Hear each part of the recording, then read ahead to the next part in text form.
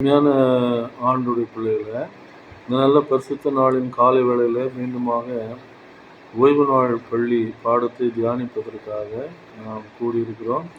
அதில் விசேஷமாக இந்த காலாண்டு 2026ஆம் ஆண்டின் 2ஆம் காலாண்டில் தேவனுடன் உறவில் வளருதல், growing with relation in God என்று சொல்லி நாம் சொல்லலாம். தேவனோடு உள்ள உறவிலே வளருதல் என்று சொல்லக்கூடிய தலைப்பு நமக்கு கொடுக்கப்பட்டிருக்கு. இந்த வார தலைப்பு வேதாகமத்தின் பங்கு என்று கொடுத்துருக்காங்க. அதாவது தேவனோடு உள்ள உறவில் வளருதலில் வேதாகமத்தின் பங்கு என்ன என்பதை குறித்து தான் இந்த வாரத்திலே நாம் சற்று நேரம் தியானித்து பார்க்கத்தக்கதாக, அதில் விசேஷமாக நமக்கு மனப்பாட வசனமாக எபிரேயர் 4ஆம் அதிகாரம் 12ஆம் வசனம் கொடுத்திருக்கிறார்கள். ஜெபம் செய்வோம். மகா உன்னதங்களில் வீற்றிருந்து பூமியின் மனுபுத்தராகி எங்கள் மேல் கண்ணோக்கமாக இருக்கிற எங்கள் நல்ல ஆண்டவரை, இந்த நல்ல பரிசுத்த நாளின் காலை வேளைக்கு அவனுக்கு நன்றி செலுத்துகிறோம்ப்பா. இந்த சமூகத்திலே ஒரு சிறு மந்தியாக நாங்கள் கூடி வந்து உங்களுடைய வேத வாக்கியங்களை ஓய்வு நாள் பள்ளியின் மூலமாக தியானிக்கத்தக்கதாக நீர் தருகிற கிருபைக்காக நன்றி செலுத்துகிறோம். கற்றிருந்த வேத வாக்கியங்கள் எங்களுக்கு ஆசீர்வதித்து தாரும். இந்த வார பாடத்தின் ஆழ்ந்த கருத்துக்களை விளங்கிக் கொள்ள எங்களுக்கு உதவி செய்ய வேண்டுமாறு ஜெபிக்கிறோம். இயேசுவின் இன்ப நாமத்திலே வேண்டுகிறோம், அன்புள்ள பிதாவே, ஆமென்.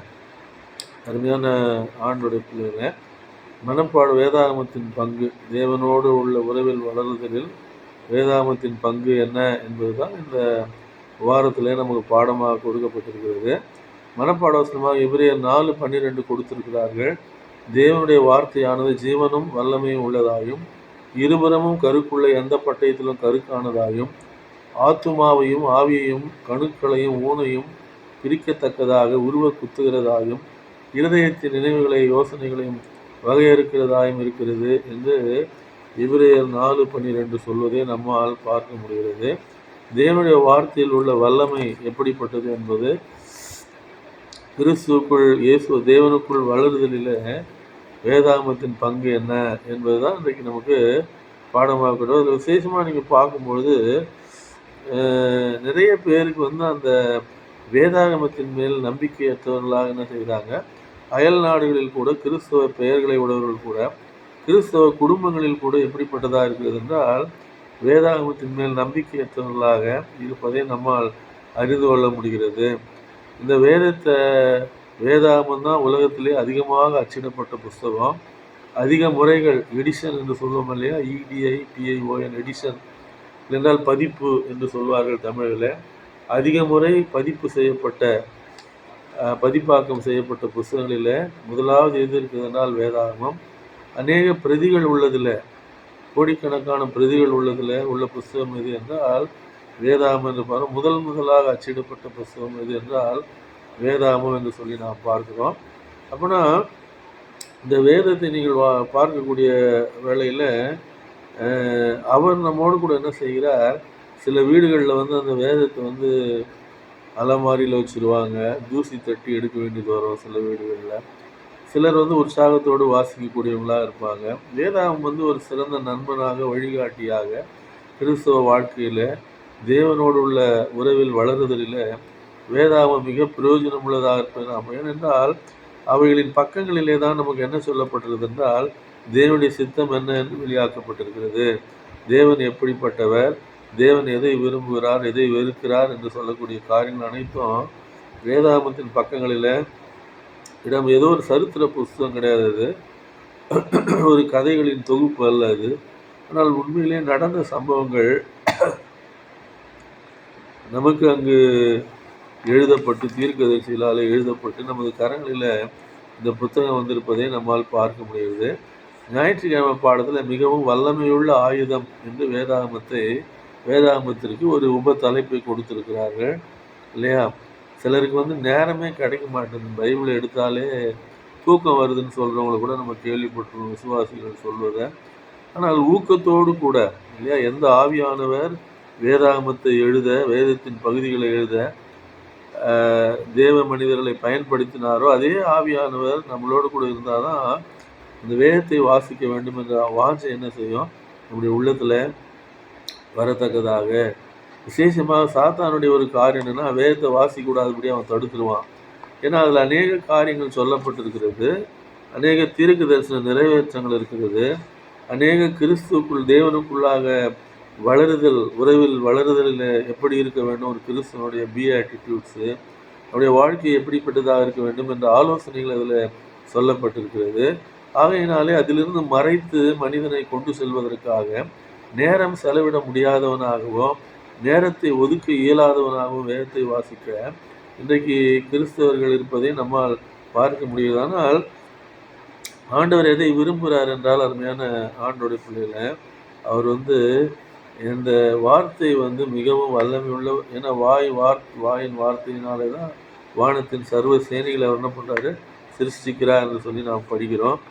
அப்போது அவருடைய வார்த்தை எவ்வளவு வல்லமை உள்ளது என்பதை நாம் அறிந்து கொள்ள வேண்டும் என்றால், வேதத்தை வாசிக்கிற ஆண்டோடைய பிள்ளைகளாக நாம் காணப்பட வேண்டும். நாம் பார்க்கும்பொழுது பலவீனப்பட்டுடுவோம். வேதத்தை தொடர்ந்து நம்ம வாசிக்காமல் விட்டுட்டோம், நேரம் கிடைக்கலன்னு சொல்லிட்டு நம்முடைய சொந்த வேலைகளையே பார்த்து கொண்டிருப்போம் அப்படின்னு சொன்னீங்கன்னா, உங்களுக்கு என்ன ஆகிடும்னீங்கன்னா, அவங்க ஆவிக்குரிய வல்லமைகள் பலனற்றதாக போய்விடும் என்று சொல்லி நாம் பார்க்கிறோம். அதனால் அதை தொடர்ந்து டச்சப் இருந்துக்கிட்டே இருக்கணும். வேதத்தை வாசிக்கலாம், ஓய்வு நாள் பள்ளி பாடத்தை வாசிக்கணும். நமக்கு அதனால தான் செவன்த் அட்வென்டிஸ்ட் சர்ச்சுக்கு இந்த டெய்லி ரீடிங் சாபத் ஸ்கூல் லெசன்ஸ் இருக்குது இல்லையா, ஒரு 10 வசனம் தான் இருக்கும், அதிகமாக நிறையா இருக்காது. அதை கூட நம்மளால் என்ன பண்ண முடியல, எடுத்து வாசிக்க முடியாத ஒரு சூழ்நிலையிலே கர்த்தருடைய பிள்ளைகள் அந்த ஆவிக்குரிய பலவீனம் உள்ளவர்களாக மாறி விடுகிறோம் வேதத்தை வாசிக்காத அந்த வேலையில். நீங்கள் அவர் அதை தான் சொல்கிறார். ஞாயிற்றுக்கிழமை பாடத்தில் பார்க்கும்பொழுது புலம்பல் வசனம் ஒன்று கொடுத்துருக்காங்க நமக்கு. புலம்பல் 3:22 23, 22, 23 நமக்கு கொடுத்துருக்காங்க. நம்ம எல்லாருக்கும் தெரிஞ்ச ஒரு வசனம் தான் இல்லையா. புலம்பல் 3ஆம் அதிகாரத்தில் எப்படி ஆண்டவர் நம்மை நேசிக்கிறவராக இருக்கிறார் இல்லையா. நாம் நிர்மூலமாக இருக்கிறது கர்த்தருடைய கிருபையே, அவருடைய இரக்கங்களுக்கு முடிவில்லை இல்லையா. அப்போனா உங்களுக்கு இதெல்லாம் நம்ம அறிந்து வேதத்தை வாசிக்கும் போது தான் நமக்கு தெரியும் நம்ம எவ்வளோ பெரிய சின்னர்ஸு. ஆண்டவர் நம்முடைய பாவங்களை மன்னித்து நம்மை மீண்டும் மீண்டும் தன்னுடைய பிள்ளையாக அரவணைத்துக் கொள்கிறார். அவருடைய கிருபை எப்படி அளிக்கப்படுகிறது மனிதனுக்கு, அதனால் நம்ம எப்படி ரட்சிக்கப்படுகிறோம், பிறருக்கு ரட்சிப்பை சொல்லுகிறவர்களாக இருக்கிறோம், நாமும் ரட்சிக்கப்படுகிறோம் என்பது தான் நமக்கு அவர் என்ன சொல்கிறாருன்னா அந்த இடத்துல, அவைகள் நாம் நிர்மூலமாக இருக்கிறது கர்த்தருடைய கிருபையை, அவருடைய இரக்கங்களுக்கு என்ன இல்லை, முடிவே கிடையாது. தொடர்ந்து அவருடைய இரக்கங்கள் நமக்கு என்ன செய்யப்படுகிறது, கொடுக்கப்படுகிறது நாம் பார்க்கிறோம் இந்த உலகத்தில். 23ஆம் வசனத்தில் அவைகள் காலைதோறும் புதியவைகள், உமது உண்மை பெரிதாக இருக்கிறது இல்லையா. காலைதோறும் புதியவைகள், திடீர்னு சிக்காயிடுறோம், அதுக்கப்புறம் 2-3 நாள் பொறுத்து எழுந்து நம்முடைய பழையபடி நம்முடைய வேலைகளை செய்ய ஆரம்பிக்கிறோம்.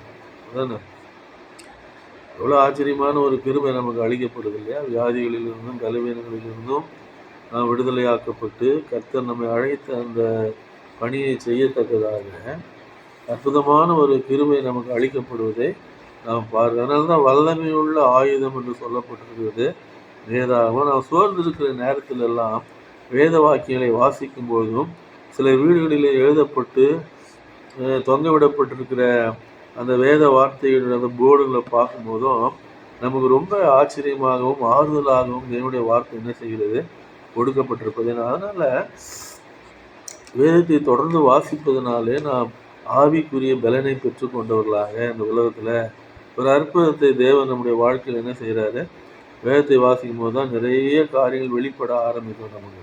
அதுதானே திங்கட்கிழமை பாடத்தில் வேதாகமமே அதிகாரம் என்ற தலைப்பு கொடுக்கப்பட்டது. நமக்கு அதிகாரம் எது அப்படின்னீங்கன்னா வேதம் மட்டும்தான் இல்லையா. 2 தீமோத்தேயு 3:15-17 தீமோத்தேயுக்கு பவுல் எழுதும்பொழுது வேதாகமத்தை பற்றி அவர் என்ன எழுதுகிறாரு அப்படின்னு சொன்னால் ரொம்ப அழகாக அவர் என்ன செய்கிறார், இந்த தீமோத்தேயுவை உற்சாகப்படுத்தி, தீமோத்தேயுவை நீ எப்படிப்பட்டவனாக இருக்க வேண்டும், வேதம் எப்படிப்பட்டது என்பதை அவருக்கு எழுதத்தக்கதாக இல்லையா. அவங்க அம்மா ஒரு யூத ஸ்திரீ, அப்பா ஒரு கிரேக்கர் என்று நமக்கு தெரியும். இந்த தீமோத்தேயுவை ஊழியத்திற்கு அவர் அழைத்து செல்கிறார். எபேசு திருச்சபையில் அவரை மூப்பராக இந்த தீமோத்தேயு நியமிக்கப்படுகிறார் வேதத்தில் நான் வாசிக்கிறோம் இல்லையா. இவர் என்ன செய்யணும் வேத வசனத்தை அப்படின்றத பவுல் அப்போஸ்தலன் அங்கே சொல்லுகிறார். 3ஆம் அதிகாரம் 15 நான் வாசிக்கிறேன். கிறிஸ்து இயேசுவை பற்றும் விசுவாசத்தினாலே உன்னை ரட்சிப்புக்கு ஏற்ற ஞானமுள்ளவனாக்கத்தக்க பரிசுத்த வேத எழுத்துக்களை நீ சிறு வயது முதல் அறிந்தவன் என்று உனக்கு தெரியும். வேத வாக்கியங்கள் எல்லாம் தேவ ஆவியினாலே அருளப்பட்டிருக்கிறது இல்லையா? All scriptures are inspired by the Holy Spirit என்று சொல்லி நம்ம சொல்லலாம் இல்லையா? அப்போது வேத வாக்கியங்களை யார் நமக்கு கொடுக்குறது? பரிசுத்த ஆவியானவர் நமக்கு கொடுத்துருக்கிறார். அவர்கிட்ட நம்ம இருந்தால் தான் அந்த வாசிக்கிறதுக்கான வாஞ்சை நமக்கு வரும். சரி, ஒரு பிரசங்கம் தயார் பண்ணலாம், இல்லை சாபத் ஸ்கூல் லெசன்ஸ் வச்சு வாசிக்கலாம், ஒரு வேத பாடத்தை நாம் தயாரிப்போம், சும்மா இருக்கக்கூடாது. அப்போ யார் அந்த ஆசையை நம்ம கொடுக்கறது என்றால் வேதாகமத்தை எழுதின பரிசுத்த ஆவியானவர். அப்படிதானே? அதனால தான் பேதுரு சொல்லுகிறார், தேவனுடைய பரிசுத்த மனுஷர்கள் வேதத்துள்ள எந்த தீர்க்க தரிசனமும் சுயத்தோற்றமான பொருளை உடையாதாக நீ முந்தியறிய வேண்டியது. தீர்க்க தரிசனமானது ஒரு காலம் மனுஷனுடைய சித்தத்தினால் உருவாகவில்லை. அவைகள் தேவனுடைய மனுஷர்கள் தேவாவினால் ஏவப்பட்டு பேசினார்கள் என்று 2 பேதுரு முதல் அதிகாரத்தில் நாம் வாசிக்கிறார்கள். அப்போ ஆவியானவர் பரிசுத்த ஆவியானுடைய செய்கைகளிலே ரட்சிப்பிலும் அவர் இருக்கிறார், சிருஷ்டிப்பிலும் அவர் இருக்கிறார். வேதாகமத்தை வகுத்து கொடுத்ததில் இந்த உலகத்திற்கு பரிசுத்த ஆவியானுடைய வேலை அதிகமாக இருப்பதை நாம் பார்க்கிறோம். அந்த இடத்துல அப்படிதானே நேரடியாக அதை பவுல் சொல்றார். வேத வாக்கியங்கள் எல்லாம் தேவாவினால் அருளப்பட்டிருக்கிறது. அவர் சொல்லும் போது இருந்தது எது? பழைய ஏற்பாட்டு வேத வசனம் தான் இல்லையா? அப்போ மத்திய மார்க்கு லூக்காவெல்லாம் எழுதலை. இவங்க அப்போ தான் நிருபம் எழுத ஆரம்பிக்கிறாங்க. கிபி 67க்கு அப்புறம் தான் கொஞ்சம் கொஞ்சமாக வெளியில் வர ஆரம்பிக்குது நியூ டெஸ்ட்மெண்ட் ரைட்டிங்ஸ் என்று சொல்லி நம்ம சபை சரித்திரத்திலே நான் வாசிக்கிறோம் இல்லையா? இயேசுவானவர் அந்த முதல் நூற்றாண்டிலே கிபி 67க்கு அப்புறம் தான் கொஞ்சம் கொஞ்சமாக அது சபைகளுக்கு செல்கிறது. அந்த அவருடைய எழுத்துக்கள், அப்போஸ்தலருடைய எழுத்துக்கள், சுவிசேஷங்கள் எல்லாம் மெதுவாக தான் போகுது. பவுல் இதை எழுதும் பொழுது தீமோத்தேயுவுக்கு அவங்களுக்கு வேத வாக்கியம் எது அப்படின்னா நியூ டெஸ்ட்மெண்ட் ரைட்டர்ஸுக்கும் ஆண்டவராகிய இயேசு கிறிஸ்துவுக்கும் அப்போஸ்தலர்களுக்கும் சீஷர்களுக்கும் வேதாகமம்னா என்னென்னா அவங்களுக்கு ஆதியாகமத்துலேருந்து மல்கியா வரலவங்க தான் அவங்களுக்கு வேதாகமம். அதான் சொல்லலாம். அதை பற்றி தான் அவருக்கு சொல்கிறாரு. ஏற்பாடு ஆவியானவரால் அருளப்பட்டதான் முற்றிலுமாக நம்ம ஏற்றுக்கிறோம் இல்லைங்களா? 66 புஸ்தகமும் தேவாவினால் அருளப்பட்டதுன்னு ஏற்றுக்கிறோம். ஆனால் ஒரு சிலர் என்ன பண்ணுறதில்ல, பழைய ஏற்பாடு வேண்டாம், விசுவ காணிக்கை வாங்கும்போது மட்டும் பழைய ஏற்பாடுலேருந்து வசனம் கொடுப்பாங்க, நியூ இயருக்கு வாக்கு தத்துவம் கொடுக்கும்போது மட்டும் பழைய ஏற்பாட்டிலேருந்து வசனம் கொடுப்பாங்க, ஓய்வு நாள் வந்தால் மட்டும் அது பழைய ஏற்பாடு அப்படின்ட்டுவாங்க, வேணான்ட்டுவாங்க. அப்படிதானே? அது ஒருதலை பட்சமான முடிவு. அப்போது இந்த என்ன சொல்ல வரான்னு சொன்னீங்கன்னா, வேத வாக்கியங்கள் தேவ ஆவியினால் என்ன பண்ணப்பட்டிருக்கு? அதில் தேவனுடைய மனுஷன் அவனும் இல்லையா? அவர் சொல்கிறாரு, தேவனுடைய மனுஷன் தேறியனவனாகவும் எந்த நற்கிரியும் செய்ய தகுதி உள்ளவனாக இருக்கும்படிக்கு அவர்கள் உபதேசத்துக்கும் கடிந்து கொள்ளுதலுக்கும் சீர்திருத்தலுக்கும் நீதியை படிப்பிக்குதலுக்கும் பிரயோஜனம் உள்ளதாக இருக்கிறது.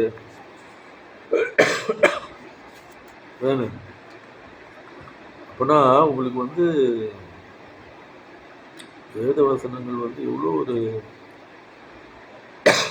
முக்கியமான காரியம். ஒரு கிறிஸ்தவன் ஒவ்வொரு நாளும் அதை வாசித்து பரிசுத்த ஆவியினால் அருளப்பட்டது அது இல்லையா? ஆங்கிலத்தில் ஒரு வார்த்தை சொல்லுவாங்க, ஸ்கிரிப்சர் கிளைம்ஸ் டிவைன் இன்ஸ்பிரேஷன் என்று ஒரு வார்த்தையை சொல்வார்.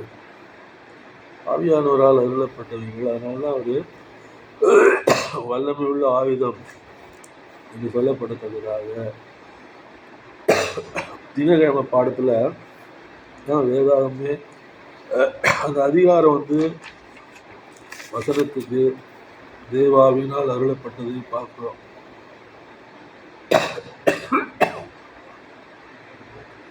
வேதாகம சத்தியம் செவ்வாய்க்கிழமை பாடத்தில் வேதாகம சத்தியத்தில் நம்ம பார்க்கும்போது வேதாகம சத்தியம் என்ற ஒரு உபத்தலைப்பு கொடுத்துருக்காங்க இல்லையா? சத்தியம் அப்படின்னாலே என்னது? 2 காரியம் தான் இல்லையா? ஒன்று வேத வசனம், இன்னொன்று ஆண்டவராகிய இயேசு கிறிஸ்து. சாமி சொன்னார், நானே வழியும் சத்தியமும் ஜீவனுமாக இருக்கிறேன் அப்படின்னாரு. வசனத்தை பற்றி ஏசுவாமி சொன்னார். யோவான் 17:17 நம்ம பார்க்கும்போது அவர் மிக அழகாக சொல்லுகிறார், சத்தியத்தினாலே அவர்களை பரிசுத்தமாக்கும். உடைய வசனமே சத்தியம் என்று சொல்லத்தக்கதாக, இல்லையா? அவர் சத்தியம் உள்ளவர். அவர் தான் அந்த லோகோ, ஆதியிலே இருந்த வார்த்தை.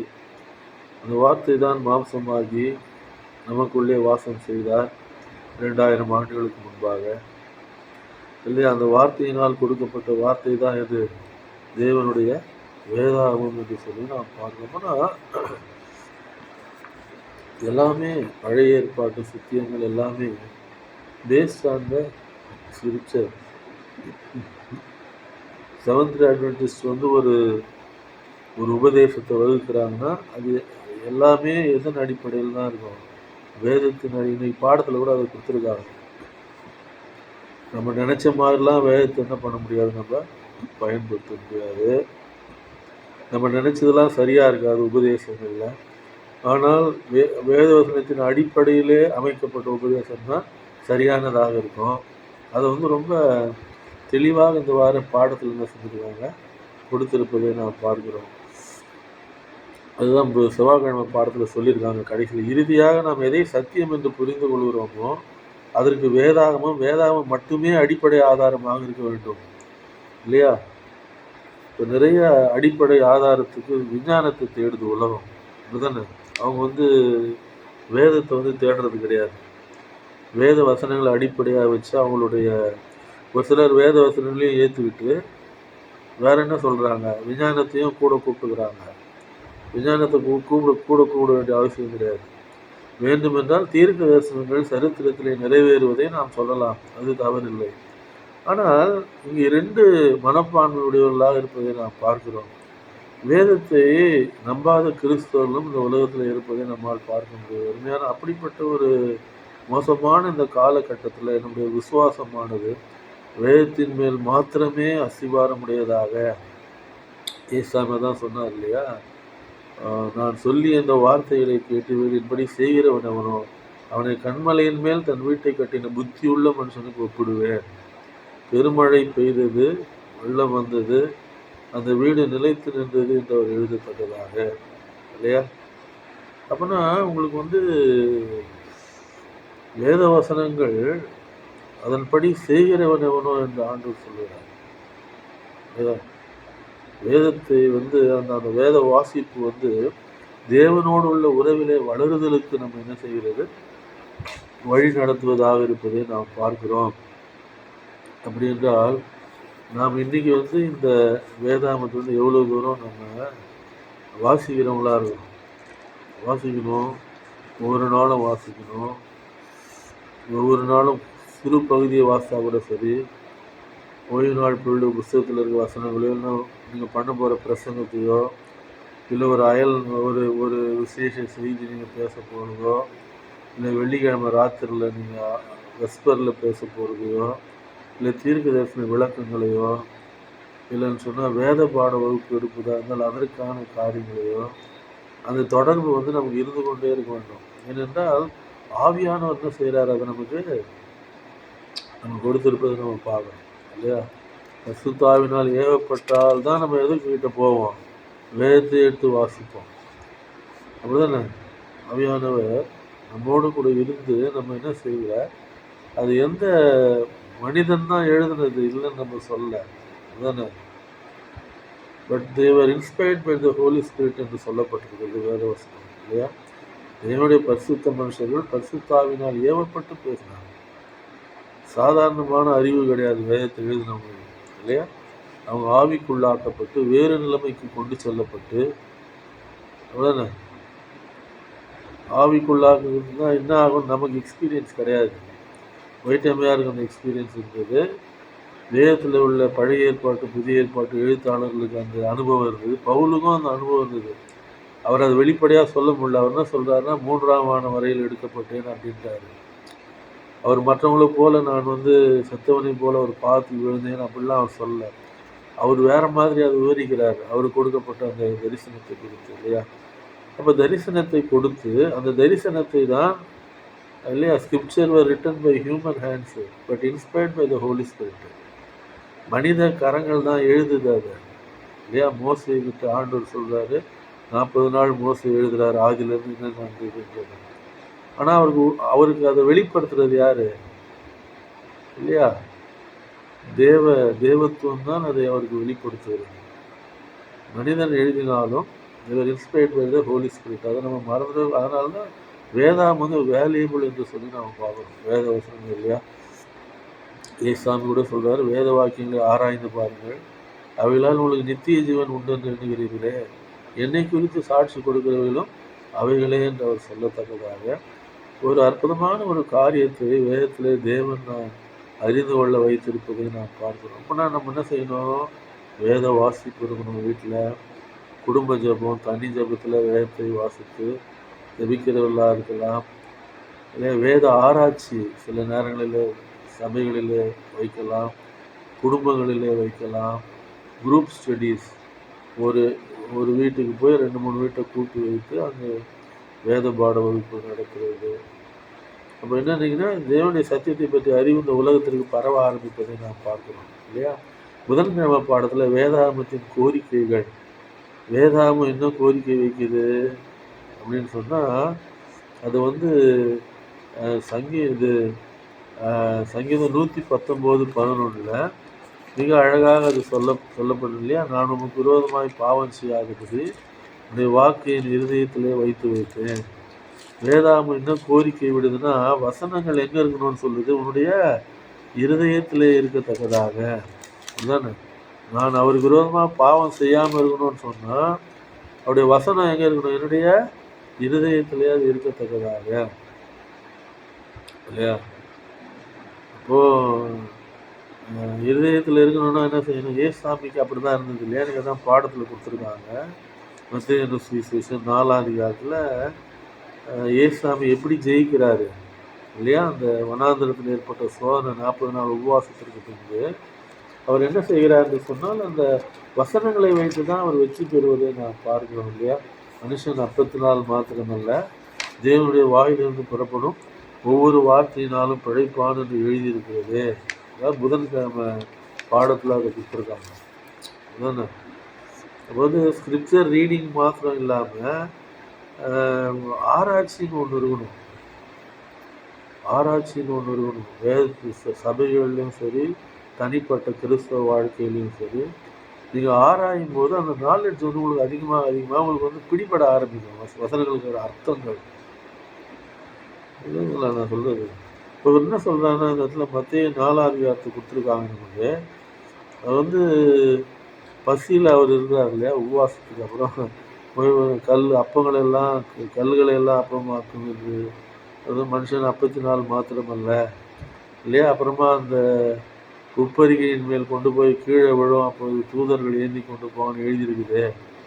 ஏன்னா தேவநாயகத்தில் பரீட்சை பாராதிருப்பார் எழுதியிருக்கிறது. அப்படின்னா வசனங்கள் வந்து என்ன சொல்லப்பட்டிருக்கு? அணுக்கு ஆவியையும் கணுக்களையும் உருவ குத்தத்தக்கதாக. அதுதானே. அப்போது இன்றைக்கு இந்த வேத வசனத்தை பற்றி ஆராய்ச்சி நம்மிடத்துல எவ்வளோ தூரம் இருக்குது? இருதயத்தில் வந்து அது தங்கி இருந்தால் தான் உடனே வசனங்கள் வரும் இல்லையா? ஞாபகம் வரும். சில இடத்துல வந்து நம்மளால் சரியாக தீர்மானிக்க முடியாத நேரத்தில் கூட வசனம் இப்படி சொல்லுதேன்னு ஒரு ஞாபகம் நமக்கு வரும். வசனத்தின் மேலேயே நம்முடைய எண்ணம் இருக்கும் அப்படின்னு சொன்னால், ஆராய்ச்சி அதிகமாக இருக்குன்னு சொன்னால், அந்த வசனத்தை வைத்து நாம் என்ன பண்ண முடியும்? ஜெயிக்க முடியும் சாத்தானை இல்லையா? அதனால் அந்த வேதாகம பவுல் அழகாக சொல்கிறார், தேவ ஆவியினால் வேத வசனங்கள் எல்லாம் அவர் சொல்லும்பொழுது, அவர் டைமில் புதிய ஏற்பாடு இல்லை அவர் சொல்லும்போது. ஆனால் நம்ம அதை அதையும் சேர்த்து எடுத்துக்கலாம். ஏன்னா வேத வாக்கியங்கள் எல்லாம்ன்றார். ஆதியாகமத்துலேருந்து மல்கியா வரலுமோ, மத்தேயுலேருந்து வெளிப்படுறது எல்லாமே தேவ ஆவியினாலே அருளப்பட்டிருக்கிறது. All scripture are given by the inspiration of the Holy Spirit என்று சொல்லி அவர் சொல்கிறார். அப்படின்னா சாதாரணமாக கொடுக்கப்பட்ட ஒரு புத்தகம் கிடையாது இந்த புத்தகம். அதுதானே, இது ஒரு ஒரு பரலோகத்திலிருந்து கொடுக்கப்பட்ட வெளிச்சம். எசேக்கியேல், எரேமியா எல்லாருமே நீங்கள் பாருங்கள். அப்போது நான் ஆவிக்குள்ளானேன், கர்த்தர் என்னை ஒரு எலும்புகள் உள்ள பள்ளத்தாக்கு கொண்டு போனான்னு அவர் எழுதுகிறார். அப்புறம் வேற என்ன எழுதுறாரு? எசேக்கியேல், கர்த்தர் என்னை பிடித்து உயரம் தூக்கினார், கர்த்தருடைய ஆவியானவர் என்னை அங்கே கொண்டு போய் விட்டார். அப்படின்னா உங்களுக்கு எல்லாமே வந்து பரிசுத்த ஆவியினால் வெளியாக்கப்பட்டது தான் வேதாகமம்.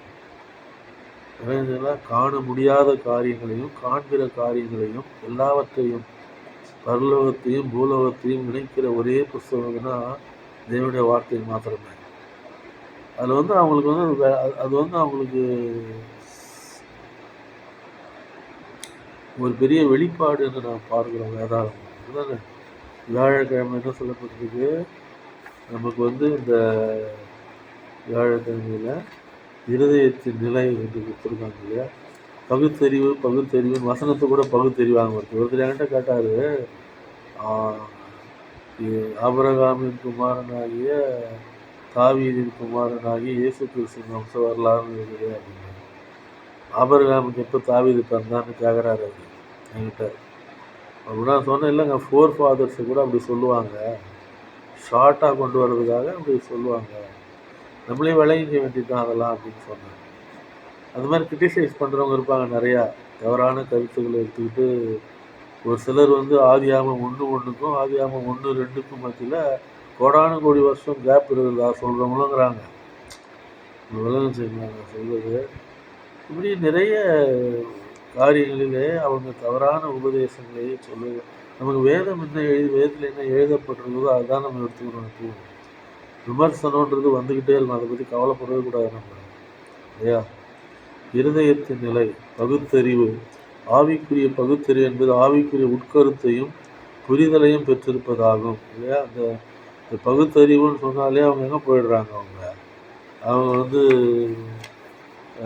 பிக் பேங் தியரின்னு ஒரு தியரிக்கு போகிறாங்க இல்லையா. பிக் பேங் நெபுலா என்ற ஒரு கோள் இருந்ததாகவும் அதில் பெரிய வெடிப்பு ஏற்பட்டு அதில் வெடிப்பு ஏற்பட்டிருக்கலாம் கூட இல்லைன்னு நான் சொல்லலை. அது எப்படி கரெக்டாக ரவுண்டாக உருண்டையாக வரும் வெடிப்பு ஏற்பட்டால்? ஒவ்வொரு இடத்துல செதறுது பாறை, நீங்கள் இதை வச்சு உடைக்கிறாங்க மலை அப்படின்னா இன்னும் உருண்டையாக வருது, கல் எல்லாம் ரவுண்டாக வருது. சொல்கிறதுல ஏதாவது கொஞ்சம் அர்த்தம் இருக்கணும் இல்லைங்களா. எல்லாமே தப்பான விதத்தில் என்ன பண்ணுறாங்க, உலகத்தில் வேதத்திற்கு விரோதமான நிறைய காரியங்களை இன்றைக்கி போதித்து கொண்டிருப்பது. பிக் பேங் தியரியா இல்லையா, ஒரு செல் உயிரிலேருந்து வந்தது, அதெல்லாம் அப்படிலாம் வராது. ஒரு செல் உயிரிலேருந்து எப்படி வரும்? குரங்கு தான் உண்டாக்குமே தவிர குரங்கு எப்படி மனுஷனை உண்டாக்கும்? சரி, குரங்குலேருந்து மனுஷன் வந்தான்னா மனுஷன்லேருந்து ஏதாவது வந்திருக்கணுமே. ஹோமோ சேபியன்ஸ் 10 lakh இயர்ஸுக்கு முன்னாலே வந்துடுச்சுன்னு சொல்கிறீங்களே, அந்த மாதிரி எதுவும் இல்லையே. ஜீவியை தேடி தேடி பார்க்குறோம் உலகத்தில், எங்கேயுமே இல்லையே இன்னொரு ஜீவி மனுஷனுக்கு அப்புறம். மனுஷன் தான் கடைசி படைக்கும். அதுலேருந்தே நம்ம அறிஞ்சிக்கலாம் கிரியேஷன் தான் கரெக்டு, இவாலுவேஷன் தவறு என்று சொல்லி. வேதத்திற்கு சவால் விடக்கூடிய அநேக உபதேசங்கள் இன்றைக்கு உலகத்தில் தோன்றும். வேதாகமம் மாத்திரமே தனி சிறப்புடையதாக மறைவான மன்னாவை நமக்கு தருகிறதும் நம்மால் பார்க்க முடியாத காரியங்களையும் விளக்கி காண்பிக்கிறதுமாக, அது உண்மை, அதை விளக்கி காண்பிப்பதாக இருப்பதை நம்மால் பார்க்க முடியும். நாம் ஜெபம் செய்வோம். கிறிஸ்து தேவனுக்குள் வளர்வதிலே ஆண்டவரே, நாங்கள் வேதாகமத்தின் பங்கு என்ன என்பதை இன்றைக்கு தியானிக்கத்தக்கதாக நீர் கொடுத்த சிலாக்கியத்திற்காக நன்றி செலுத்துகிறோம். தொடர்ந்து உங்களுடைய கரம் எங்களோடு கூட இருக்க வேண்டுமாய் நாங்கள் ஜெபிக்கிறோம். பெற்றாக இது ஆண்டவரே, எங்களுடைய நம்பிக்கைகள் முழுவதும் டாக்டர் லுத்தர் சொன்னது போல வேதாகமம் மாத்திரமே என்ற வேதத்தின் மேல் மாத்திரமே எங்கள் நம்பிக்கை போடப்பட்டு அது என்ன சொல்கிறதோ உபதேசங்களுக்கு அதை மாத்திரமே நாங்கள் ஏற்றுக்கொள்ளத்தக்கதாக நீர் எங்களுக்கு அனுக்கிரகம் செய்து வழிநடத்தி செல்ல வேண்டுமா ஜெபிக்கிறோம். அப்பா, எங்கள் வேதத்தின் பங்கு உம்மோடு உள்ள உறவிலே வளருதல் எப்படிப்பட்டது என்பதை நாங்கள் அறிந்து கொண்டோம். தொடர்ந்து கர்த்தருடைய கரம் எங்களோடு எங்களை வழிநடத்தி சொல்லட்டோம். ஆண்டவரே, சத்தியத்திற்கு விரோதமாக ஏற்படக்கூடிய தர்க்கங்களை வேத வசனத்தின் வாயிலாக உடைத்திருக்கிறவர்களாக நாங்கள் காணப்படுகிறதை உதவி செய்வதற்காக சிந்திக்கிறோம். தாழ்மைப்படுத்துகிறோம் பாதபடியில் இயேசுவின் இன்ப நாமத்திலே வேண்டுகிறோம் அன்புள்ள பிதாவே. ஆமென்.